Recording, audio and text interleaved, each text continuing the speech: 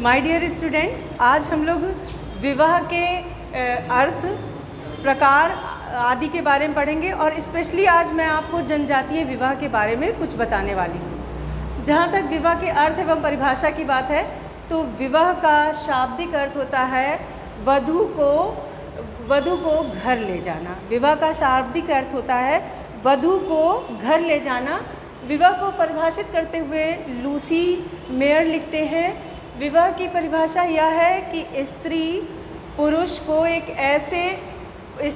का एक ऐसा योग जिससे स्त्री द्वारा जन्मा बच्चा माता पिता की वैध संतान माना जाए। तो वैध संतान की प्राप्ति के लिए लूसी मेयर क्या कहते हैं, वैध संतान की प्राप्ति के लिए हमको विवाह रूपी संस्था का पालन करना होगा या विवाह रूपी संस्था में प्रवेश कराना होगा। स्त्री पुरुष के वैध मिलन को हम विवाह रूपी संस्था का नाम दे सकते हैं। WHR रिवर्स के अनुसार जिन संसाधनों द्वारा मानव यौन संबंधों का नियमन करता है उन्हें विवाह की संज्ञा दी जा सकती है। यौन संबंधों का नियमन करता है उसे विवाह की संज्ञा दी जा सकती है, अर्थात विवाह से पूर्व हमारे समाज में यौन संबंधों को वैध नहीं माना जाता है। वेस्टरमार्क के अनुसार वेस्टरमार्क कहते हैं एक विवाह के संबंध में उन्होंने अपनी अवधारणा दी है। एक विवाह एक या अधिक पुरुषों का एक या अधिक स्त्रियों के साथ होने वाला वह संबंध है या प्रथा है जो यह कानून द्वारा स्वीकार करता है जिसमें इस संगठन में आने वाले दोनों पक्ष एवं उनसे उत्पन्न बच्चों का अधिकार एवं कर्तव्य का समावेश होता है।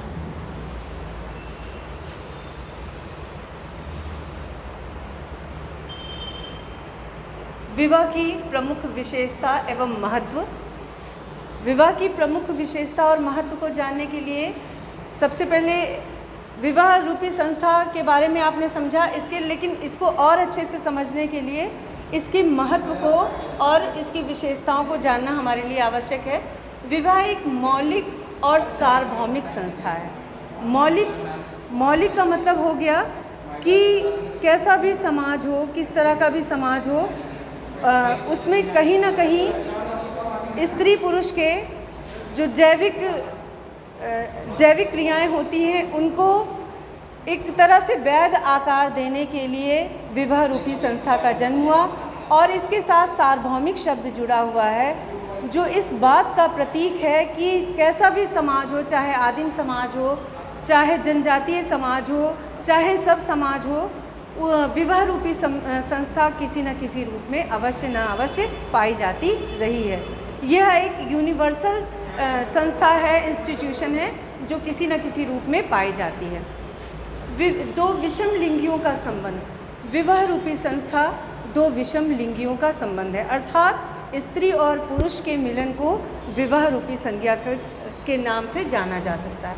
समाज की स्वीकृति। जैसा कि हम सब जानते हैं कि एक स्त्री और पुरुष यदि विवाह के उपरांत एक साथ रहते हैं तो उनके संबंध को वैधानिकता प्रदान करता है वो संस्था विवाह है। और उससे पूर्व रहने की अनुमति आज के समय में मिल तो गई है, लेकिन उसको हर समय वैध नहीं कहा जा सकता है और उनसे उत्पन्न संतान को भी वैध नहीं माना जाता है।